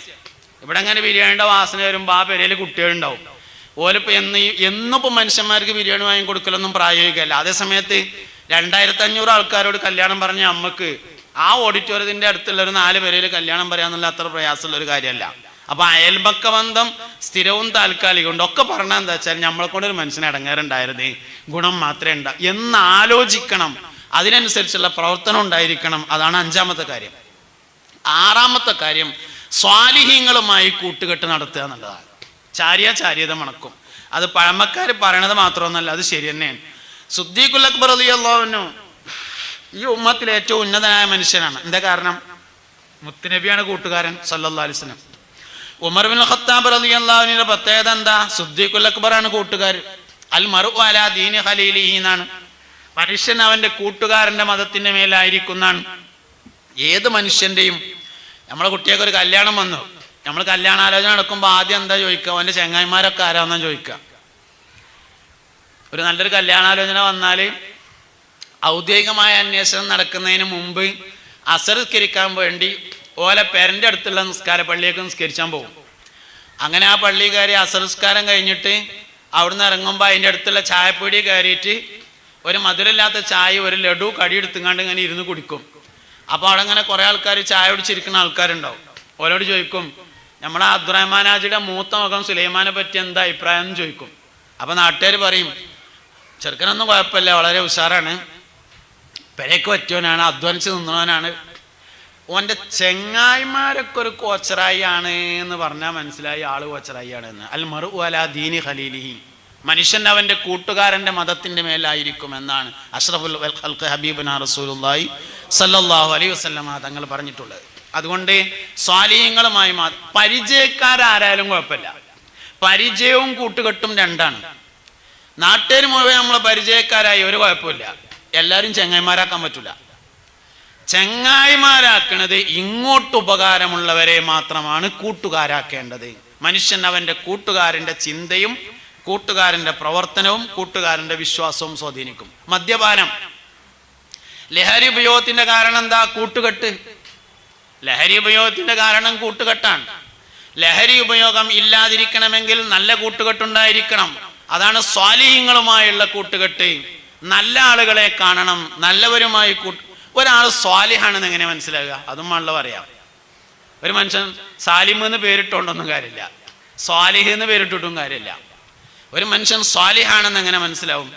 ഒരു മനുഷ്യൻ സ്വാലിഹാണെന്ന് മനസ്സിലാവാനുള്ള ഒന്നാമത്തെ അടയാളം തൊള്ളത്തെ നാവ് അടങ്ങിയിരിക്കുന്നുണ്ടോ ഇല്ലയോ നോക്കലാണ്. സംസാരം കുറയലാണ് സ്വലാഹിയ്യത്തിന്റെ ഏറ്റവും പ്രധാനപ്പെട്ട അടയാളം. ഒരു മനുഷ്യൻ സ്വാലിഹാണോ അല്ലയോ എന്ന് നോക്കാനുള്ള ഒന്നാമത്തെ അടയാളം, ഏറ്റവും പ്രധാനപ്പെട്ട തെളിവ്, അവന്റെ സംസാരം കുറഞ്ഞു വരുന്നുണ്ടോ അവൻ സ്വാലിഹാൻ. അല്ല, വർത്താനം കൂടുതലായി വരുന്നുണ്ടോ സ്വലാഹിയത്തിന്റെ ലക്ഷണമല്ല. ശൈത്താൻ ഒരു മനുഷ്യന്റെ ജീവിതത്തിൽ സ്വാധീനിക്കുമ്പോൾ, ശൈത്താൻ ഒരു മനുഷ്യന്റെ ശരീരത്തിൽ സ്വാധീനമുറപ്പിക്കുമ്പോൾ ആദ്യം പിശാച് സ്വാധീനിക്കുന്നത് നാവിലായിരിക്കും. അതുകൊണ്ട് നാവിന് നിയന്ത്രണമുണ്ടോ ഇല്ലയോ എന്ന് നോക്കിയിട്ടാണ് സ്വാലിഹാണോ അല്ലയോ എന്ന് തീരുമാനിക്കുന്നത്. സ്വാലിഹീങ്ങളുമായി കൂട്ടുകൂടണമെന്നതാണ് ആറാമത്തെ കാര്യം. ഏഴാമത്തെ കാര്യം, അദബിന് വലിയ പ്രാധാന്യം കൊടുക്കണം. ഇൽമിനേക്കാൾ പ്രധാനപ്പെട്ടതാണ് മര്യാദ, അദബ്. ഇൽമ് 2ാം സ്ഥാനത്തും അദബ് 1ാം സ്ഥാനത്തുമാണ് എന്നാണ്. ഇൽമ് പഠിപ്പിക്കുന്നതിന് മുമ്പ് പഠിപ്പിക്കൽ നിർബന്ധമാവും അദബ്. കുട്ടികൾക്ക് ഇൽമ് പഠിപ്പിക്കുന്നതിന് മുമ്പ് അദബ് പഠിപ്പിക്കൽ നിർബന്ധമാണ് എന്നാണ്. അതുകൊണ്ട് ഒരു വിഷയം ചെയ്യുന്നതിനേക്കാൾ പ്രാധാന്യമുണ്ട് അതിൻ്റെ മര്യാദ പാലിക്കുന്നതിന് എന്നാണ്. മുസ്ഹഫ് എടുക്കുന്നതിനേക്കാൾ പ്രധാനപ്പെട്ടതാണ് മുസ്ഹഫിന്റെ മര്യാദ പാലിക്കുക. മുസ്ഹഫ് എടുത്തില്ലെങ്കിൽ കാഫിറാവൂല. മുസ്ഹഫ് എടുത്തിട്ട് നജസാക്കിയാൽ ആള് കാഫിറാവും, മുർത്തദ്ദാവും. ഒരു വിഷയം ചെയ്യുന്നതിനേക്കാൾ പ്രാധാന്യമുണ്ട് ആ വിഷയത്തിന്റെ മര്യാദകൾ പാലിക്കുന്നതിന്. എപ്പോഴും മര്യാദക്ക് 1ാം സ്ഥാനമുള്ളത്, ഇൽമിന് 2ാം സ്ഥാനമേ ഉള്ളൂ. അതുകൊണ്ട് അദബുകൾക്ക് വലിയ പ്രാധാന്യം കൊടുക്കണം. എല്ലാവരോടും അദബുണ്ട്. ഗുരുനാഥന്മാരോട് അദബുണ്ട്, മുതിർന്നവരോട് അദബുണ്ട്, കുട്ടികളോട് അദബുണ്ട്, സ്ഥാനമാനങ്ങളുള്ളവരോട് അദബുണ്ട്, വിവരമുള്ളവരോട് അദബുണ്ട്. ഡോക്ടറെ കണ്ടാൽ എഴുന്നേറ്റ് നിൽക്കണമെന്ന് ഹുജ്ജത്തുൽ ഇസ്ലാം അബൂ ഹാമിദ് അൽ ഗസാലി റളിയല്ലാഹു അൻഹു ഇഹ്യാ ഉലൂമുദ്ദീനിൽ പറഞ്ഞിട്ടുണ്ട്. ഡോക്ടറെ കണ്ടാൽ എഴുന്നേറ്റ് നിൽക്കണം. നമ്മളെ ചികിത്സിക്കുന്ന ഡോക്ടറാണെങ്കിലും ആര് ചികിത്സിക്കുന്ന ഡോക്ടറാണെങ്കിലും ഡോക്ടറെ കണ്ടാൽ എഴുന്നേറ്റ് നിൽക്കണം എന്നാണ്. ഡോക്ടർമാര് കഴുത്തിൽ സ്റ്റെത്തസ്കോപ്പ് എന്നുകൊണ്ടൊരു സാധനം ഇടും. എന്തിനാ സത്യത്തിൽ അത് ഇടുന്നത്? ചില ഉസൂലുകൾ ഉണ്ട് എന്നാണ്. പഴയ കാലത്ത് നമ്മളൊക്കെ നാട്ടിൽ 40 ദിവസം 10 ദിവസമൊക്കെ വയല് അറിയാൻ വേണ്ടി മൗലവിമാർ വരും. അങ്ങനെ ദീർഘമായ വയലാണ് ഉണ്ടാകുക. അപ്പോൾ വയല് കഴിഞ്ഞാൽ വയലറിയണ മൗലവര് അവിടുന്നാണ്ട് പോയിട്ട് അടുത്ത നാട്ടിൽ പോയിട്ട് അവിടുത്തെ പള്ളിക്കാരെ കടന്നുറങ്ങിയിട്ട് പിന്നെ അവിടുന്ന് രാവിലെ പോകും. അങ്ങനെയാണ് ചെയ്യാം. ഇപ്പം നമ്മളിവർക്കൊക്കെ വേദന വരികയാണെങ്കിൽ ഇവിടുന്നാണ് പോയിട്ട് വളാഞ്ചേരി പള്ളി കയറിയിട്ട് കടന്നുറങ്ങും. എന്നിട്ട് അവിടുന്നാണ്ട് രാവിലെ പോകും. അല്ലെങ്കിൽ ഇവിടുന്നാണ് പോകുന്നത് പെരിന്തമണ്ണ പള്ളി കയറി കടന്നുറങ്ങിയിട്ട് അവിടുന്ന് അങ്ങനെ പഴയ കാലത്ത് വേദന എന്നാ. എന്താ കാരണം? ഈ നാട്ടിൽ വന്ന് വയല് പറഞ്ഞാൽ വയല് പറയുന്ന മൂല്യരും വയല് കേട്ട നാട്ടുകാരും തമ്മിൽ ഗുരു ശിഷ്യ ബന്ധം സ്ഥിരപ്പെടും. ഗുരുവും ശിഷ്യന്മാരുമാവുമ്പോൾ ഗുരുവിനോട് പാലിക്കേണ്ട ചില മര്യാദകളുണ്ട്. അത് പാലിക്കാൻ നാട്ടുകാർ ബാധ്യസ്ഥരാവും. പക്ഷെ പഴയ കാലം അവനാനെ കടന്നുറങ്ങാൻ സ്ഥലമില്ലാത്ത കാലമാണ്. അതുകൊണ്ട് ഗുരു അവിടുന്നാണ് പോയാൽ പിന്നെ പ്രശ്നമില്ലല്ലോ എന്നുള്ളതാണ് അവിടുന്നാണ് പോയിട്ട് വൈക്ക കടന്നുറങ്ങിയിട്ട് ബാക്കി പിന്നെ പോയിരുന്നതിൻ്റെ കാരണം. ഇതുപോലെ വൈദ്യനെ കണ്ടാൽ എഴുന്നേറ്റ് നിൽക്കണം. അതിന് വൈദ്യനെ കാണുമ്പോൾ വൈദ്യനാണെന്ന് അറിയണ്ടേ? അതിനാണ് സ്റ്റെത്തസ്കോപ്പ് എന്ന് പറയുന്ന സാധനം കഴുത്തിലിടുന്ന രീതി വന്നത് എന്നാണ്. അപ്പോൾ ഡോക്ടറെ കണ്ടാൽ നമ്മളെ ചികിത്സിക്കുന്ന ഡോക്ടറാണെങ്കിലും നമ്മളെ ചികിത്സിക്കുന്ന ഡോക്ടർ അല്ലെങ്കിലും എഴുന്നേറ്റ് നിൽക്കണം. അതൊരു മര്യാദയാണ്. അപ്പൊ മര്യാദകൾക്ക് ഒന്നാം സ്ഥാനം. ഒരു ഓഫീസിൽ നമ്മൾ ചെന്നാൽ നിൽക്കാണ് ആദ്യം വേണ്ടത്. ഇരിക്കാൻ പറഞ്ഞാൽ പിന്നെ അവിടെ ഒട്ട കസാല ഇരിക്കാനുള്ള തന്നെയാണ്, പിന്നെ ഇരിക്കുകയാണ് വേണ്ടത്. അങ്ങനെ എല്ലാ സ്ഥലത്തെയും ഒരു വീട്ടിൽ ചെന്നാൽ സോഫ കൊട്ടിയിട്ടിരിക്കാൻ പാടില്ല എന്നാണ്. അവിടെ ഇരിക്കുക, ചളിയായ ആകും, അതിനുള്ള തന്നെയാണ് സർഫ് വരണത്. അതിനെന്നെ വാഷിംഗ് മെഷീൻ വാങ്ങിയിട്ടുള്ളത്. സോഫ കൊട്ടിയ എന്താ കുഴപ്പം? അത് വീട്ടുകാർ വൃത്തിയില്ലാത്തവരാണ് എന്ന് പറയുന്നതിന് സമാനമാണ്. അപ്പോൾ അത് വീട്ടുകാരെ മോശാക്കലാവും. അതുകൊണ്ടാണ് കൊട്ടാതിരിക്കുകയാണ് വേണ്ടത് എന്ന് പറയുന്നതിൻ്റെ കാരണം. ഇങ്ങനെ നമ്മളിങ്ങനെ നോക്കിയാൽ എല്ലാവരും അർഹതയില്ലാത്തത് പിടിച്ചു പറ്റുക. വളാഞ്ചേരി ബസ് സ്റ്റാൻഡിൽ നിന്ന് ഷട്ടറിൻ്റെ ഉള്ളിൽ കൂടെ കൊടട്ടുങ്ങാണ്ട് സീറ്റ് പിടിച്ചിട്ട് അർഹതയില്ലാത്ത സീറ്റ് ആദ്യം കയറിയവർക്കുള്ള ആളോ സീറ്റ്, കൊടട്ടവർക്കുള്ളതല്ലോ. അങ്ങനെ ഒരു നിയമം ഇല്ലല്ലോ എവിടെയും. കൊട ഇടാന്നോ ബാഗ് ഇടാന്ന് പറഞ്ഞിട്ടൊരു നിയമമല്ല ആദ്യം കയറിയവർക്കുള്ള. അപ്പൊ നമ്മള് അർഹതയില്ലാത്തത് വരെ പിടിച്ചടക്കിയിട്ട് എന്നിട്ട് നമ്മളിങ്ങനെ ദ്വാരക്കാൻ അല്ലാഹുമ്മർഹംനീ യാ അർഹമർ റാഹിമീൻ സംഗതി നടക്കൂല. ഇതന്നെ പ്രശ്നം. അതുകൊണ്ട് നമ്മൾ ശ്രദ്ധിക്കേണ്ട കാര്യമാണ് അദബിന് വലിയ പ്രാധാന്യം. എട്ടാമത്തെ കാര്യം, മുത്തുനബി സല്ലല്ലാഹു അലൈഹി വസല്ലമയെ നല്ലോണം സ്നേഹിക്കുക. സല്ലല്ലാഹു അലൈഹി വസല്ലം നമ്മൾ ചെയ്യുന്ന കുറേ പ്രവർത്തനങ്ങൾ ഇപ്പോൾ ഈ നബി സല്ലല്ലാഹു അലൈഹി വസല്ലമയുമായി കൂടുതൽ അടുപ്പമുള്ളതിന് കൂടുതൽ പ്രാധാന്യം കൊടുക്കണം. ഇപ്പം നിസ്കരിക്കും നമ്മളെല്ലാവരും. മുൻകഴിഞ്ഞ ഉമ്മത്തുകൾക്കും നിസ്കാരം ഉണ്ടായിട്ടുണ്ട്. പക്ഷെ മുൻകഴിഞ്ഞ ഉമ്മത്തുകൾക്ക് ഇല്ലാത്ത ഒരു കാര്യമായിരുന്നു ബാങ്ക്. ഫർദ് നിസ്കാരത്തിന് ബാങ്ക് ഇഖാമത്ത് കൊടുക്കുക, അത് നമുക്ക് മാത്രമുള്ളതാണ്. അതുകൊണ്ട് ഫർദ് നിസ്കരിക്കുമ്പോൾ ബാങ്ക് ഇഖാമത്ത് ഒഴിവാക്കരുത്. അത് മുത്തുനബിനോടുള്ള ബന്ധമാണ് സല്ലല്ലാഹു അലൈഹി വസല്ലം. ബാങ്ക് എന്ന് പറഞ്ഞത് അല്ലാഹു അക്ബറിന്റെ പ്രഖ്യാപനമല്ല. കാരണം അല്ലാഹു അക്ബറിന്റെ പ്രഖ്യാപനമാണെങ്കിൽ ഇബ്രാഹിം നബിക്ക് ബാങ്ക് ഉണ്ടാവണം. അവ്വലമൻ ഖാലഹ സയ്യിദുന ഇബ്രാഹിം അലൈഹിസ്സലാം. ആദ്യമായി അല്ലാഹു അക്ബർ എന്ന് പറഞ്ഞ ആൾ ഇബ്രാഹിം നബിയാണ് അലൈഹിസ്സലാം. പക്ഷെ ഇബ്രാഹിം നബി അലൈഹി ഇസ്ലാമിന് ബാങ്കില്ല. അപ്പോ ബാങ്ക് അല്ലാഹു അക്ബറിന്റെ പ്രഖ്യാപനമല്ല. ബാങ്ക് അഷ്ഹദു അല്ലാ ഇലാഹ ഇല്ലല്ലാഹയുടെ പ്രഖ്യാപനവുമല്ല. അങ്ങനെയാണെങ്കിൽ നൂഹ് നബിക്ക് ബാങ്കുമാണ്. നൂഹ് നബിക്ക് നിസ്കാരം ഉണ്ടായിട്ടുണ്ട്. മൂസ നബി അലൈഹി ഇസ്ലാമിന് നിസ്കാരം ഉണ്ടായിട്ടുണ്ട്. മൂസ നബി അലൈഹി ഇസ്ലാമിന് ബാങ്കില്ല.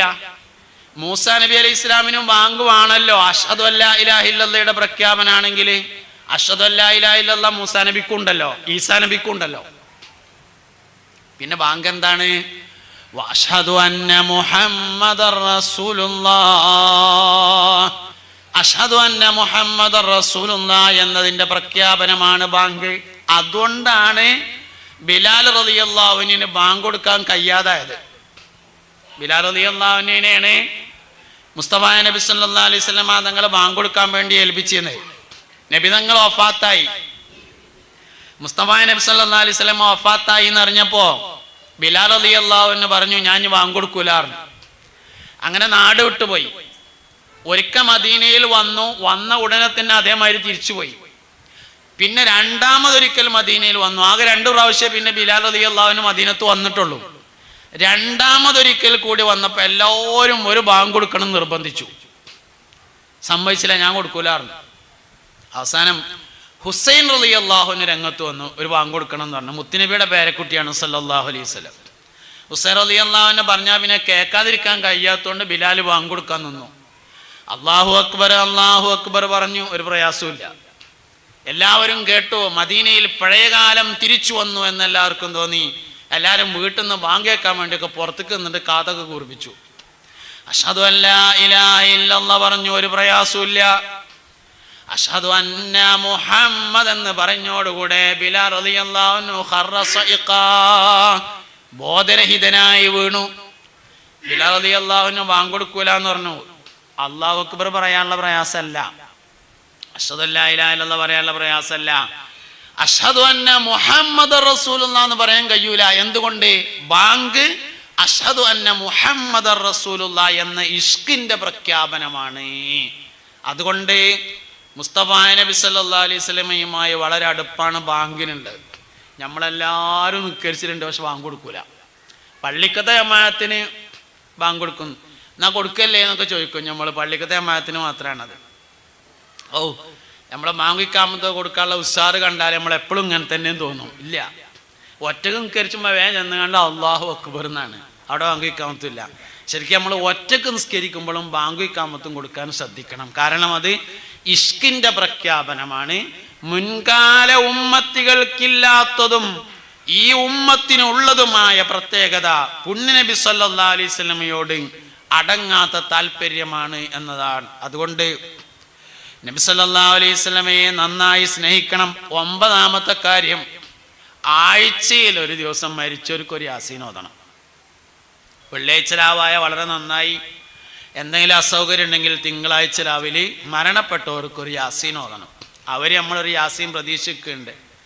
ഒരു ദൈഫായ ഹദീസിൽ ഇങ്ങനെ റജബ് 27-ന്റെ ഷഅബാൻ 15-ന്റെ വെള്ളിയാഴ്ചയുടെ ഒക്കെ രാവിലെ മരണപ്പെട്ടു പോയ ആളുകളുടെ ആത്മാവുകൾ വീടിൻ്റെ അടുക്കൽ വന്നുകൊണ്ട് ഇങ്ങനെ വിളിച്ചു പറയുമെന്ന് വന്നിട്ടുണ്ട്. വീട്ടുകാരെ, ഞങ്ങളുടെ കുടുംബക്കാരെ, ഞങ്ങളുടെ സ്വത്തുകളൊക്കെ നിങ്ങൾ ഓഹരി ചെയ്തെടുത്തു, നിങ്ങൾ ഞങ്ങളെ മറന്നോ എന്ന് റജബ് 27-ന്റെ രാവ്, ഷഅബാൻ 15-ന്റെ രാവ്, വെള്ളിയാഴ്ച രാവിലൊക്കെ മരണപ്പെട്ടവരുടെ ആത്മാക്കൾ വീടിൻ്റെ വാതിൽക്കൽ വന്ന് വിളിച്ചു പറയും എന്ന് കാണാം. അപ്പം അതുകൊണ്ട് വെള്ളിയാഴ്ച രാവ് പ്രത്യേകിച്ചും പ്രധാനപ്പെട്ട ദിവസങ്ങളിലൊക്കെ മരിച്ചവർക്ക് വേണ്ടിയിട്ട് ഒരു യാസീൻ ഓതി ദ്വാരക്കുന്ന ഒരു രീതി നമ്മുടെ ജീവിതത്തിൽ കൊണ്ടുവരണം. 10ാമത്തെ കാര്യം, ഒരു 2 റക്അത്ത് തഹജ്ജുദ് നിസ്കരിക്കണം. റമദാൻ മാസം തഹജ്ജുദ് തുടങ്ങാൻ ഏറ്റവും നല്ല മാസമാണ്. കാരണം നമ്മളെല്ലാവരും സുബീൻ്റെ മുമ്പ് എഴുന്നേൽക്കലും എന്തായാലും അത്താഴം കഴിക്കാൻ. സുബഹി നിസ്കരിച്ചിട്ട് ഒതുണ്ടാക്കിയിട്ട് ഒരു 2 റക്അത്ത് നിസ്കരിച്ചിട്ട് ഒന്ന് നല്ലോണം അവനാൻ്റെ സ്വന്തം കാര്യത്തിന് ദ്വാരക്കുക. ദ്വാൻ്റെ കാര്യത്തിൽ നമ്മൾ വളരെ പിഷ്കന്മാരാണ്. സ്വന്തം ദ്വാ, അവനാന് വേണ്ടി ദ്വാരക്കുന്ന കാര്യത്തിൽ മനസ്സറിഞ്ഞ് ആരും അറിയാതെ അള്ളാഹും നമ്മളും മാത്രം അറിയുന്ന തരത്തിലുള്ള ദ്വായുടെ കാര്യത്തിൽ നമ്മൾ വളരെ പിഷ്കന്മാരാവാറുണ്ട്. അപ്പം അതുകൊണ്ട് ഒരു 2 റക്അത്ത് തഹജ്ജുദ് നിസ്കാരം ശീലമാക്കിയാൽ, മുസ്തഫ നബി സല്ലല്ലാഹു അലൈഹി വസല്ലം തങ്ങൾക്ക് ഫർദ് നിസ്കാരം നിർബന്ധമാകുന്നതിന് മുമ്പ് അല്ലാഹു തആല തഹജ്ജുദ് നിസ്കാരം നിർബന്ധമാക്കിയിട്ടുണ്ട്. വമിനൽ ലൈലി ഫതഹജ്ജദ് ബിഹി നാഫിലതൻ ലക അസാ അൻ യബ്അസക റബ്ബുക മഖാമൻ മഹ്മൂദ യാ അയ്യുഹൽ മുസമ്മിൽ ഖുമിൽ ലൈല ഇല്ലാ ഖലീല നിസ്ഫഹു അവ ഇൻഖുസ് മിൻഹു ഔ സിദ് അലൈഹി വറത്തിലിൽ ഖുർആന തർതീല. ഫർദ് നിസ്കാരം നിർബന്ധമാകുന്നതിന് മുമ്പ് നബി സല്ലല്ലാഹു അലൈഹി വസല്ലം തങ്ങൾക്ക് അല്ലാഹു തഹജ്ജുദ് നിസ്കാരം നിർബന്ധമാക്കി. നമുക്ക് തഹജ്ജുദ് നിസ്കാരം സുന്നത്തേ ഉള്ളൂ, വളരെ പ്രധാനപ്പെട്ട സുന്നത്താണ്. മുത്തുനബി സല്ലല്ലാഹു അലൈഹി വസല്ലം തങ്ങൾക്ക് തഹജ്ജുദ് നിസ്കാരം നിർബന്ധമായിരുന്നു. അതുകൊണ്ട് ഒരു 2 റക്അത്ത്. തീരെ ഉറങ്ങാത്ത ആളുകൾക്കും രാത്രിയുടെ ആദ്യത്തെ 2 ഭാഗം, രാത്രിയെ 3 ഭാഗമാക്കി ആദ്യത്തെ 2 ഭാഗം അല്ലെങ്കിൽ രാത്രി പകുതി കഴിഞ്ഞതിന് ശേഷം തഹജ്ജുദ് നിസ്കരിക്കാമെന്നാണ്. പക്ഷെ അതിൻ്റെ പേരിൽ വ്യത്യാസമുണ്ട്. ഉറങ്ങിയതിന് ശേഷം നിസ്കരിക്കുന്നതിന് തഹജ്ജുദ് എന്നും ഉറങ്ങാതെ നിസ്കരിക്കുന്നതിന് ഖിയാമുൽ ലൈൽ എന്ന് പറയും. 2 മുത്തലക്കായ സുന്നത്ത് നിസ്കാരമാണ്. അപ്പോൾ 2 റക്അത്ത്. ഉറങ്ങാത്തവരാണെങ്കിലും വാച്ച്മാനാണ് ഒരാളും വിചാരിക്കുക, അയാൾക്ക് ഉറങ്ങാൻ പറ്റൂലല്ലോ, ഉറങ്ങിയാൽ ജോലി പോകുമല്ലോ, അപ്പോഴും വേണ്ട നിസ്കരിക്കുക.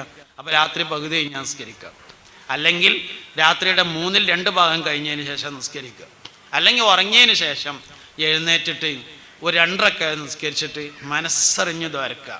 ഒന്ന് ആക്ബത്ത് നന്നാവാനാണ് ദ്വാരക്കേണ്ടത്. എപ്പോൾ ദ്വാരക്കാണെങ്കിലും ഏറ്റവും പ്രധാനപ്പെട്ട ഒരു ദ്വാ ആക്ബത്ത് നന്നാവാനാണ്. പിന്നെ പ്രധാനമായും ദ്വാരക്കേണ്ടത് ഈമാൻ സ്ഥിരപ്പെട്ട് നിലനിൽക്കാൻ വേണ്ടിയിട്ടാണ്. കടം വീടുക എന്നുള്ളത് വളരെ പ്രധാനപ്പെട്ട ഒരു കാര്യമാണ്. അങ്ങനെയുള്ള ജീവിതത്തിലെ എല്ലാ പ്രധാനപ്പെട്ട വിഷയങ്ങളും മക്കൾ സ്വാലിഹ്യങ്ങളാകുക എന്നുള്ളത് വളരെ പ്രധാനപ്പെട്ട കാര്യമാണ്. അങ്ങനെ പ്രധാനപ്പെട്ട കാര്യങ്ങളൊക്കെ മനസ്സിൽ സൂക്ഷിച്ച് അതിനു വേണ്ടി സ്വകാര്യതയിൽ ദുആ ചെയ്യാൻ വേണ്ടി നമ്മൾ കണ്ടെത്തുന്ന ഒരു സമയമായി തഹജ്ജുദ് നിസ്കാരത്തിൻ്റെ ശേഷമുള്ള സമയം മാറ്റണം. 10 കാര്യങ്ങളാണ് ഞാൻ പറഞ്ഞത്. 10ഉം ജീവിതത്തിൽ കൊണ്ടുവരാൻ വേണ്ടി പറ്റുന്നതാണ്.